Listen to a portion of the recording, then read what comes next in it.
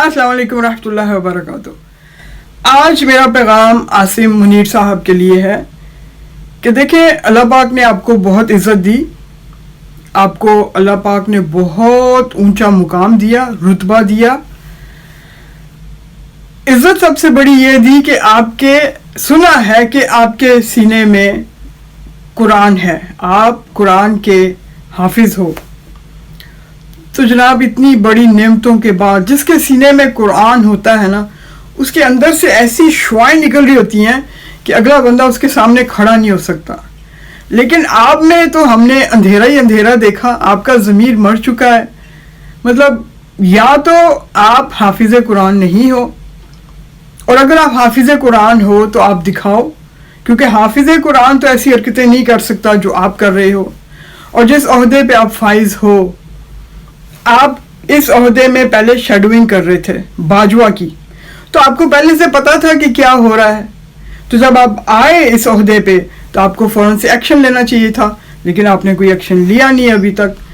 तो देखिए, अल्लाह ताला की लाठी बेआवाज़ है। एक तो आपको इज़्ज़त मिली है कि आपके सीने में कुरान, आप जीता जागता कुरान हो, हमारे लिए आप कुरान हो। दूसरा, अल्लाह पाक ने जो आपको ओहदा दिया है हर किसी को नहीं मिलता है। अवाम के लिए इस वक्त एक अल्लाह पाक है जिसके ऊपर भरोसा कर रहे हैं, उसके बाद अवाम के लिए एक आप हो, आप अवाम के लिए खुदा हो, आप एक हाकिम हो, आप एक बादशाह हो। इस रियाया के लिए आप एक बादशाह हो। अवाम आपकी तरफ देख रही है, आपके हाथ में जादू की छड़ी है। जैसे अल्लाह पाक कहता है ना, कुन फयकुन, आप में भी ऐसी ताकत है। आप बोलो कुन फयकुन तो क्यों नहीं होंगे आपके काम।